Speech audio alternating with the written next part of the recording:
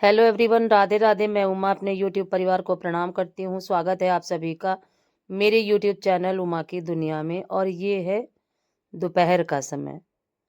तो मैं ये साफ करने लगी थी बर्तन, और फिर इसके बाद मैंने कोई भी वीडियो नहीं बनाया।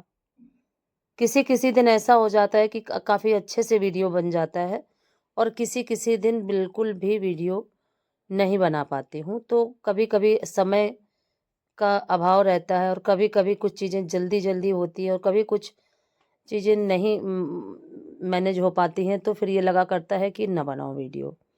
और फिर इसके बाद मैंने कोई भी वीडियो शाम का भी नहीं बनाया था, और उसके बाद मैंने दूसरे दिन वीडियो बनाया, दूसरे दिन सुबह का। तो जो भी बना पाई आपके साथ शेयर कर रही हूँ। अगर आज का वीडियो आपको पसंद आए तो लाइक करें, चैनल को सब्सक्राइब करें, बेल को ज़रूर प्रेस करें।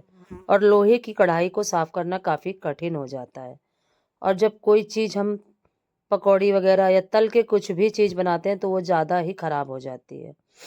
और ये दूसरे दिन का वीडियो है सुबह का, और झाड़ू मैंने लगा ली थी और पोंछा करने लगी थी। और अब थोड़ा सा तबीयत अच्छी हो गई है, तो अब ये लगा करता है कि डेली ही पोंछा लगा दूँ। तो जैसे जैसे स्वास्थ्य अच्छा होता जा रहा है, तो बस पोंछा तो रोज़ ही लगेगा, क्योंकि घर की सफाई तो रोज़ ही ज़रूरी है। हालाँकि इस बीच में मैं ये सोचने लगी थी कि अब रोज़ झाड़ू पोंछा नहीं करूँगी, लेकिन पता नहीं क्यों जिस दिन से तबीयत थोड़ा सही हुई है, तो मन मानता ही नहीं है। कतई ये मन नहीं करता कि मैं झाड़ू लगाने के बाद पोंछा ना करूँ, क्योंकि घर पोंछा कितना भी घर वैसे टूटा-फूटा है, खुरदरा जैसी है ज़मीन, लेकिन अगर पोंछा से साफ़ कर दो तो घर बिल्कुल साफ़-सुथरा दिखाई देने लगता है, और अपने आप को एक पॉज़िटिविटी समझ में आने लगती है, पॉज़िटिविटी महसूस होने लगती है। तो झाड़ू के बाद पोंछा काफ़ी ज़रूरी होता है, तो पोंछा लगा देती हूँ, और फिर उसके बाद नहाना, धोना, फिर मंदिर जाना, मंदिर से आने के बाद घर का पूजा-पाठ, फिर उसके बाद सीधे रसोई में। इसी तरह से सुबह से लग जाओ तो बहुत सारा समय काम करते-करते बस, और भगवान का नाम गुनगुनाते-गुनगुनाते इसी तरह से समय निकल जाता है, और सर्दी भी नहीं महसूस होती, और जब काम करने लगो तो सर्दी बिल्कुल भी नहीं लगती। और अब शरीर के हिसाब से, स्वास्थ्य के हिसाब से थोड़ा बहुत तो दिक्कतें आती ही हैं। तो ये जो समय पीछे का रहा वो काफ़ी दिक्कत भरा रहा मेरे लिए, और मैं तो ये सोचने लगी थी कि अब सर्दी भर में पोंछा लगा ही नहीं पाऊँगी। लेकिन ईश्वर हमेशा ही जब कोई शरीर में समस्या देता है तो उसको उस दुगनी स्पीड से सही भी करता है, और ये प्रकृति का नियम है। तो फाइनली देखिए, काफ़ी दिक्कत तो होती ही है पोंछा लगाने में, लेकिन पोंछा देखिए लग चुका है, और ज़मीन खुरदरी है, इस वजह से ज़्यादा समय लगता है। ज़मीन अगर चिकनी हो तो इतना भी समय न लगे, और फटाफट से पोंछा हो जाए। लेकिन कुछ भी हो, अपना घर बहुत प्यारा होता है, और जब अपने घर को साफ करो तो और भी उससे ज़्यादा भी अच्छा लगता है, क्योंकि चीज़ें अपने हिसाब से रखो, चीज़ों को अपने हिसाब से उठाओ, जहाँ पे चीज़ें रख दो वहीं पे चीज़ें रखी रहती हैं, जब ये सारे काम अपने हाथ से होते हैं तब। और किसी के करवाने में काफ़ी दिक्कत हो जाती है, क्योंकि फिर ये होता है ना कि उसने रखी हैं।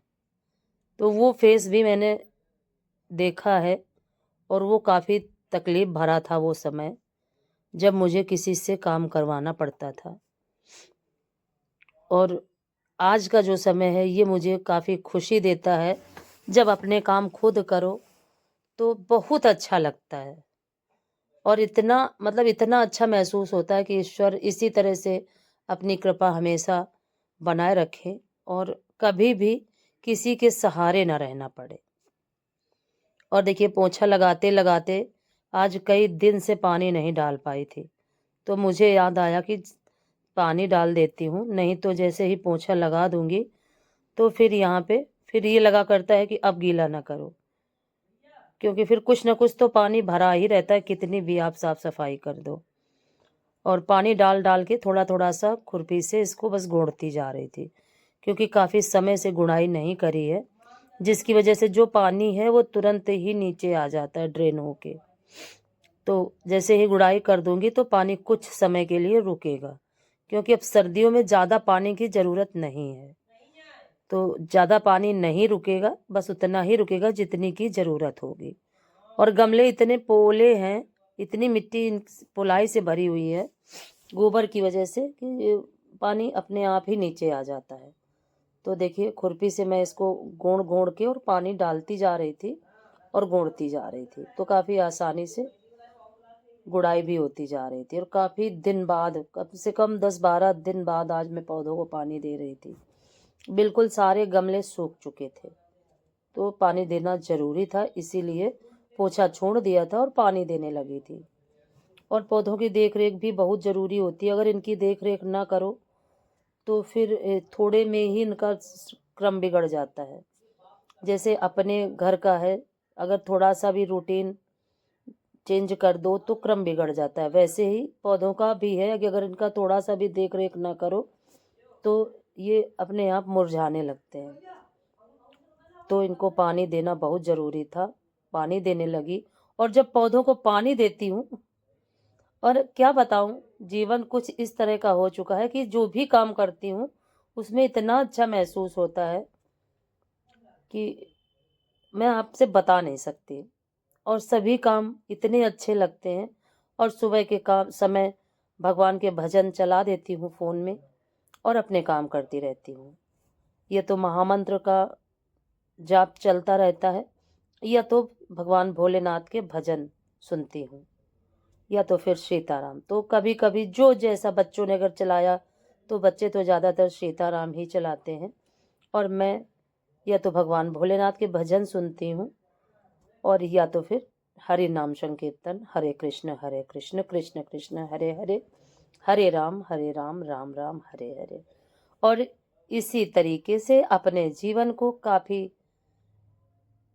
अच्छे तरीके से जीने की कोशिश करती हूँ, और हर एक दिन प्रभु का शुक्रिया अदा करती हूँ या धन्यवाद करती हूँ, आप जो भी बोलते हो, कि प्रभु इसी तरह से हाथ पैरों को चलाते रहें और अपने काम अपने हाथों से खुशी खुशी हमेशा ही मैं करती रहूं, क्योंकि जीवन में पॉजिटिविटी बहुत ज़रूरी होती है।